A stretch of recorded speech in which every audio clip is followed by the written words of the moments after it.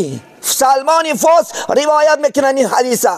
و کنا جلوسا عند رسول الله صلی الله علیه و سلم، میگه ما نزد پیغمبر شیشتگی بودیم. میگه یک گروه مشرکان عرب میگه اومدن پیش پیغمبر علیه السلام، گفتن محمد، گفتن مانده، گفتن خدا تا صفت کرده، در حق خدا گپ زن. گفتن من خدای ما، گفتن از چی است؟ از چوب است. خدای ما، گفتن من از لای است. خدای ما، گفتن از هر نمود چیزا هست. کنی خدا تا برای ما صفت کن. محمد گفت من جواب نمیگم، انتظار میشم تا برای من آیت نیاید.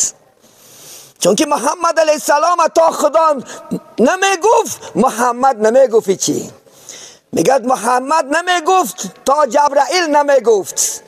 انتظارش نشیش. میگه که جبرائیل امین اومد.